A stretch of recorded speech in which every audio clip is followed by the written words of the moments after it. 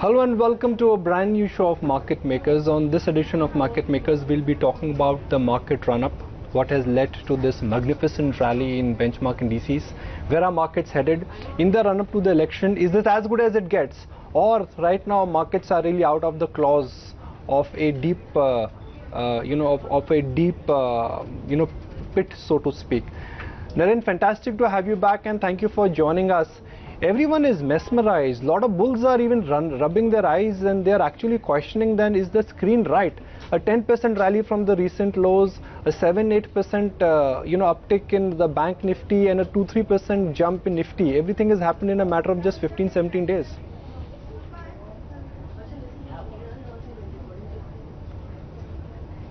Yeah, actually, you should look at what happened in early January in the world.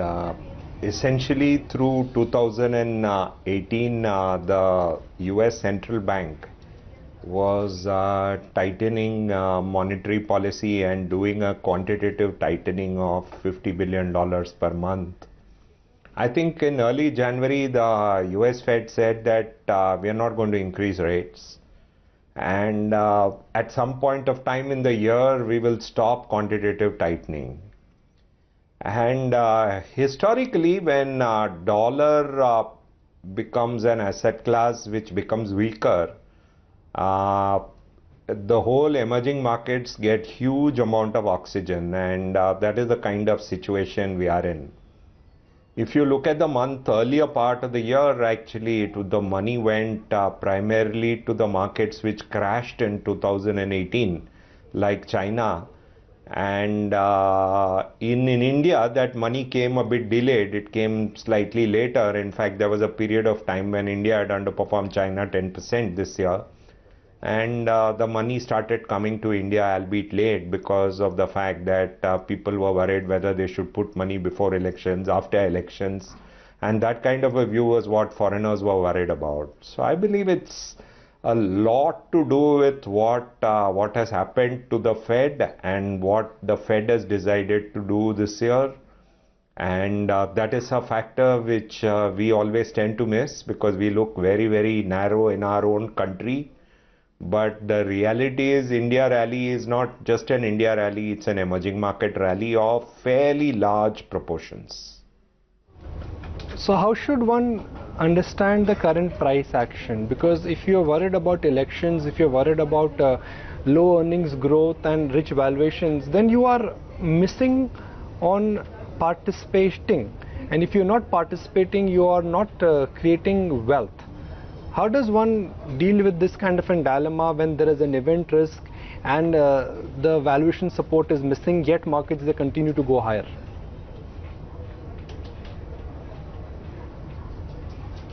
Yeah, I think first of all, we are not in euphoria like 1 year back.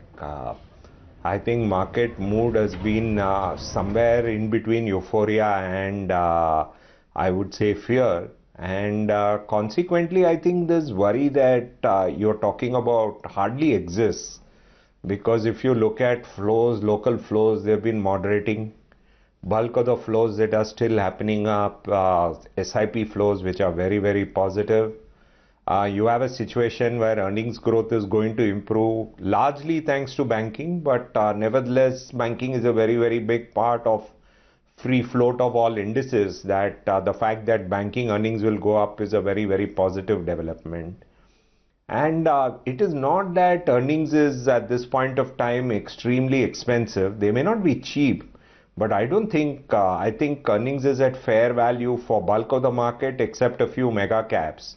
And barring those mega caps, I think markets are fairly valued, and with the PSU pack being cheap and the rest of the market is at fair value and a few 5 to 10 mega caps and 5 to 10 quality mid and small caps looking overvalued at this point of time. So I don't think we have to worry that we are in that extreme that we were in 1 year back, where you had euphoria, huge local flows, huge valuations of large and mid cap.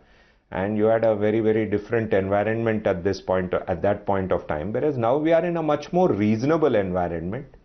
So I don't think this worry that you have is a problem. The only thing I would say is not in equity market. It is in debt that people have been very, very cautious. at a time when I believe that they don't need to be so cautious, because valuations and debt reflected by the yield to maturity of many of the categories is so high that they ought to have been much, much more positive. But they've been very reluctant to invest in debt funds. And the beauty about debt funds is even past performance was good. And despite the past performance having been good in most of the funds, people have been very cautious in debt. So why debt suddenly has got a bad name? Is it all about the event risk which markets were not able to see from INFS crisis and NBFC liquidity crunch?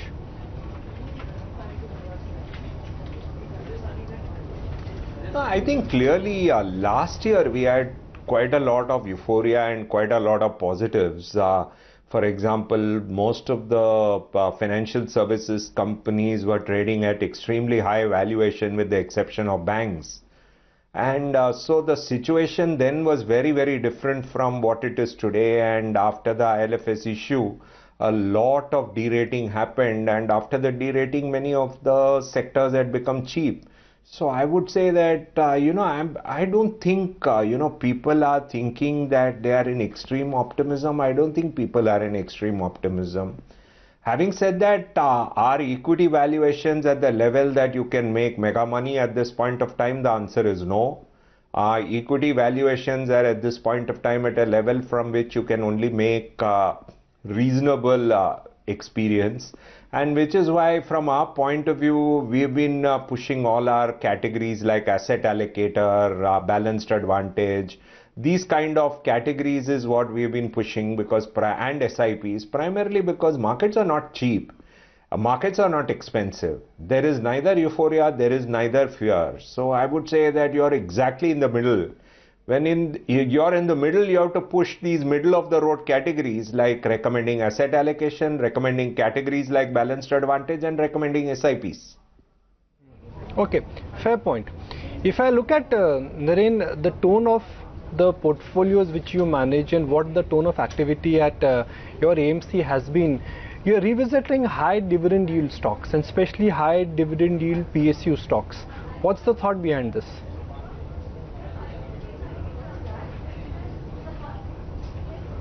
Actually, PSUs got derated for 10 years, and frankly, at this point of time, I have a simple metric. Look for stocks which are at single-digit trailing PE. Look for stocks which are at this 5% kind of dividend yields.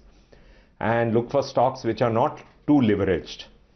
So if I look at this combination of high dividend yield, low trailing PE, and not too leveraged, I got a number of PSU stocks, and that's the reason we are like massively overweight PSU stocks.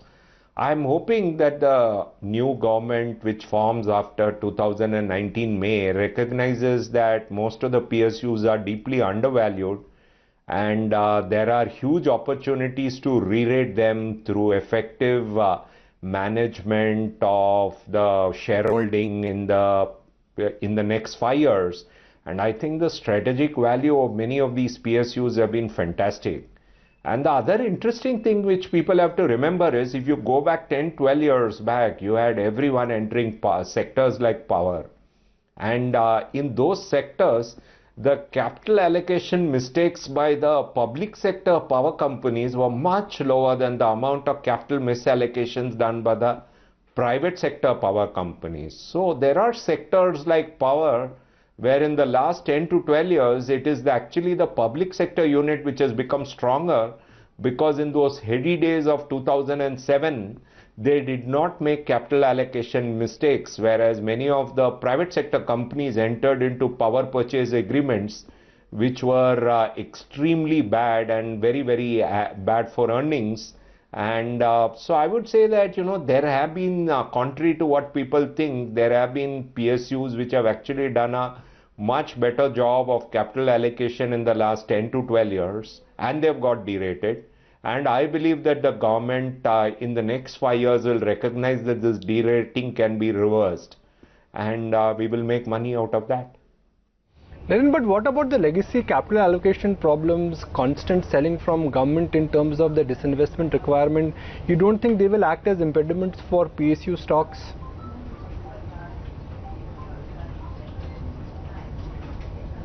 Yeah, actually, if you look at how markets behave, so if there was a private bank which went and told people, I'm going to do, or a high valued NBFC comes and tells people, I'm going to do a issue, what happens is they get re-rated.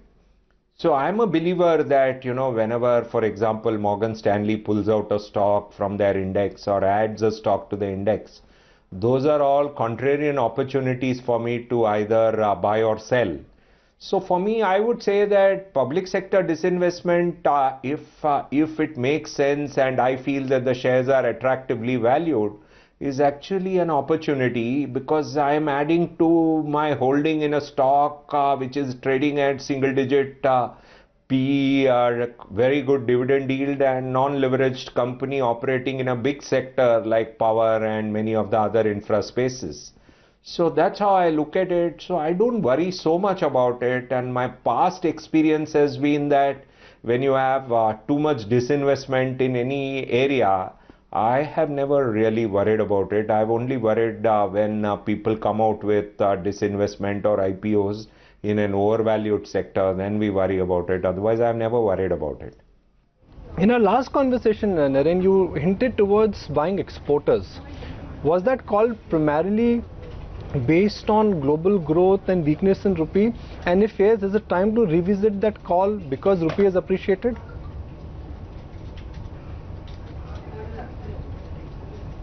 So actually, in between is when the call actually failed.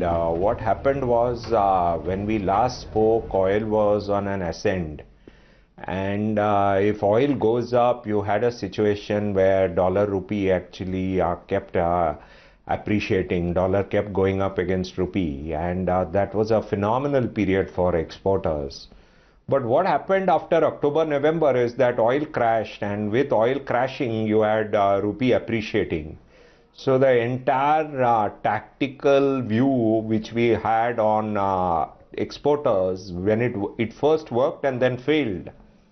And my belief is, with rupee having appreciated again significantly, I would say again we are at a time to consider, because you have a good combination of rupee having appreciated and oil again going up. And once that happens, you again move to a situation where exporters look interesting. Having said that, I feel that, the way oil has been moving, it causes more volatility to it. And the exporters are reasonably valued, but not dirt cheap. So I think it requires more tactical handling than what I would have thought 6 months. At that point of time, everyone believed that oil will keep going up in August, September, and consequently we had that view. But I think it is more range bound now, oil. But I would still say I would be tactically pretty positive on exports at this point of time, given the fact that rupee has appreciated.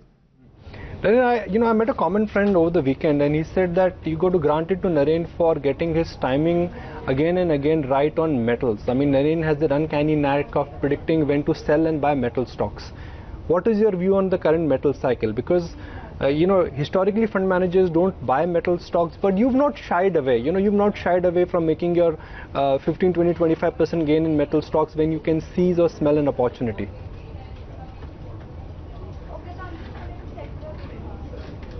Yeah, I ask myself a question. People believe you can't create a detergent brand in this country, but people believe you can put up a big steel plant in this country. I think my view is that it is difficult to put up a big steel plant or a big aluminium plant at this point of time in India. So if people are willing to pay absurd valuations to consumer stocks because you can't create a big detergent brand or a soap brand or a liquor brand, I think frankly at least a part of that valuation has to be given to companies which have put up big steel plants or aluminium plants or coal plants. So I think the 2007 to 11 phase actually made the sector extremely aggressive, and people lost a lot of money, and people have decided that we'll have to be very cautious there. But I think post 2014, 15, what I'm seeing is that there are very, very few new big sources of supply in any commodity, and periodically you have events like what happened in iron ore, where Whale plant had a big problem. And consequently, I feel that, today we are in a much better situation for metal stocks. It's difficult to put up plants. No one globally is putting up plants. The sectors are trading at extremely cheap valuation. If you look at it, my favorite metric is trailing PE.